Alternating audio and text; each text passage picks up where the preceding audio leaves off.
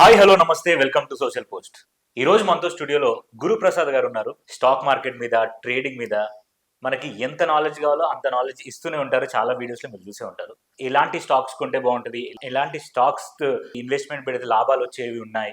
So వాటన్నిటి గురించి మనం సార్తో మాట్లాడి తెలుసుకుందాం. సార్ నమస్కారం సార్. నమస్తే సార్ మనం చూస్తున్నట్టయితే సెబీ 92% లాస్ అవుతుంది సార్. బట్ అయినా కూడా ట్రేడింగ్ చేస్తున్నారు. ఎందుకు అట్లా అవుతుంది? అసలు ఎందుకు ట్రేడింగ్ చేస్తున్నారు లాస్ చూపిస్తుంటే కూడా? సార్ నేను ఇంతకుముందు చెప్పిందే సార్. ఓకే, అదే వాళ్ళు మళ్ళీ దాన్ని రిపీట్ చేస్తాను. లాస్ 90% లాస్ అనేది it's a mandatory 90% stock market. అంటే ట్రేడింగ్ లో చెప్తాను, ట్రేడింగ్ లో, ఓకే, ఇన్వెస్ట్మెంట్ లో కాదు. ట్రేడింగ్ లో 90% loss. It is a mandatory. ఇది ఇప్పుడు కాదు, రేపు మారదు, ఎల్లుండి మారదు. ఆ 10%లో మనం ఉండడానికి ట్రై చేయాలి. సో ఇందాక మీరు చెప్పినట్టు ఆ 9 మంది లాస్ అయ్యి 10 మంది 10వాడు. అవును. ఎవరిది సార్? ఇప్పుడు స్టాక్ మార్కెట్లో మన డబ్బులు ఎవరన్నా దొంగలు వచ్చి తీసుకెళ్లారేంటి? అక్కడ ఎవరన్నా రాత్రి వచ్చి దోచుకొని పోయారా? లేదు. అక్కడ ఉండే వాళ్ళకి వెళ్ళింది అంతే, ఇంకేమీ లేదు. కాబట్టి అంటే వాళ్ళు ఒక అవేర్నెస్ ఇస్తున్నారు. ఇప్పుడు వచ్చే యంగ్ జనరేషన్స్కి తెలియదు కదా. చాలా మంది ఒక ఫాల్స్ ప్రామిస్ చేస్తారు. అవును, మేము ఇలా చేసేస్తాము, అలా చేసేస్తాము అని చెప్పి. కాబట్టి కొద్దిగా అవేర్నెస్గా ఉండండి అని చెప్పి వాళ్ళు అలా చెప్తున్నారు. చెప్పే దాంట్లో ఏం తప్పేం లేదు. Okay sir. సార్ ఇప్పుడు చూస్తే బ్యాంక్ నిఫ్టీలో వీక్లీ ఆప్షన్ తీసేశారు, బట్ నిఫ్టీలో మాత్రం అలాగే ఉంది. రీజన్ ఏంటి? రీజన్ వచ్చి బ్యాంక్ నిఫ్టీలో వచ్చి యాక్చువల్గా ఈ వీక్లీ ఆప్షన్ కాన్సెప్టే వచ్చి ఇది వచ్చి ఇంటర్నేషనల్. ఓకే, ఇక్కడ మన ఇండియాలో కాదు, ఫారిన్లో ఎవ్రీడే ఆప్షన్స్ ఎక్స్పైరీ ఉంది. ఎవ్రీడే. ఓకే. అంటే మీరు ఇప్పుడు ఫర్ ఎగ్జాంపుల్ 1వ తారీఖు నుంచి 31వ తారీఖు దాకా రోజు ఎక్స్పైరీ ఉంటుంది. అప్పుడు ప్రతిరోజు ఎక్స్పైరీ కదా. అంతే.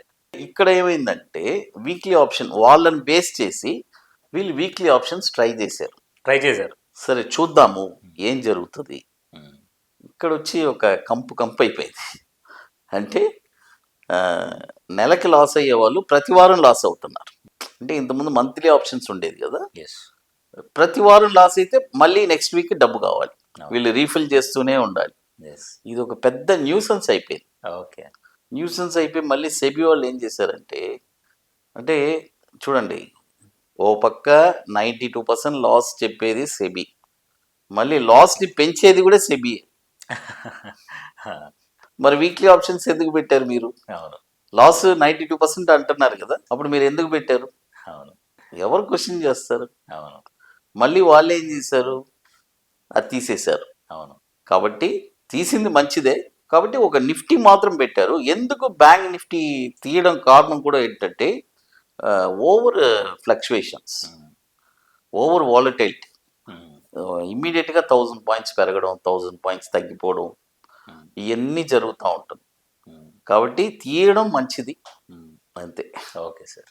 ఓకే సార్, ఇప్పుడు చూస్తే మనకు ట్రంప్ యుఎస్లో ప్రెసిడెంట్ అయ్యాడు.